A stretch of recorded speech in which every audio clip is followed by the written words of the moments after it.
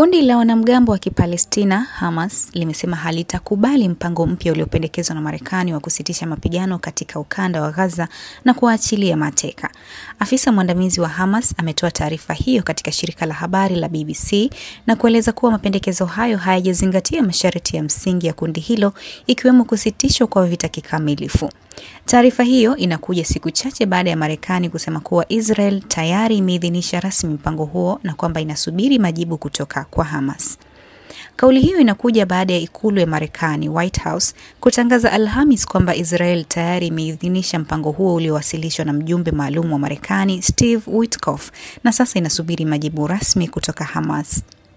Kwa mujibu wa vyombo vya habari vya Israel, mpango huo unalenga kuruhusu Hamas kuachilia mateka hai 10 pamoja na miili ya mateka 18 katika awamu mbili. Kwa upande wa Israel, itasitisha mapigano kwa siku 60 na kuwaachilia wafungwa wa Kipalestina walioko gerezani.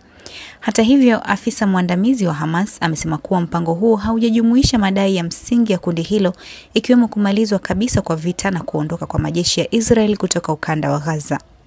Alisema Hamas bado inashirikiana na wapatanishi na itatoa majibu yake ya maandishi hivi karibuni. Kwa sasa serikali ya Israel haijatoa tamko lolote rasmi kuhusu suala hilo, lakini taarifa kutoka televisheni ya Channel 12 nchini Israel zinasema kuwa Waziri Mkuu Benjamin Netanyahu aliziambia familia za mateka kuwa amekubaliana na mpango wa Witkoff. Katika mkutano na waandishi wa habari jijini Washington DC siku ya Alhamis, msemaji wa ikulu ya Marekani, Caroline Leavitt, alithibitisha kuwa mpango huo uliwasilishwa kwa Hamas baada ya kupitishwa na Israel na bado kuna mazungumzo yanaendelea na wanatumaini kuwa watafikia mwafaka wa kusitisha mapigano ili mateka wote warejeshwe nyumbani salama.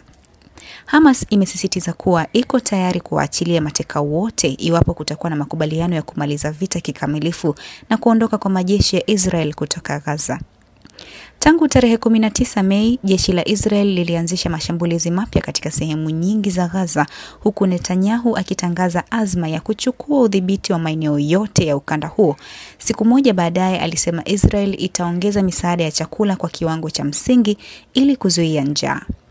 Kwa mujibu wa Wizara ya Afya inayoendeshwa na Hamas, zaidi ya watu 4,000 wameuawa Gaza katika kipindi cha wiki 10 zilizopita.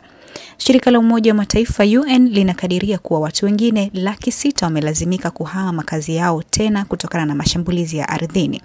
Ripoti ya IPC inayoungwa mkono na Umoja wa Mataifa inaonya kuwa takriban watu 500,000 wako hatarini kukumbwa na baa la njaa katika miezi ijayo.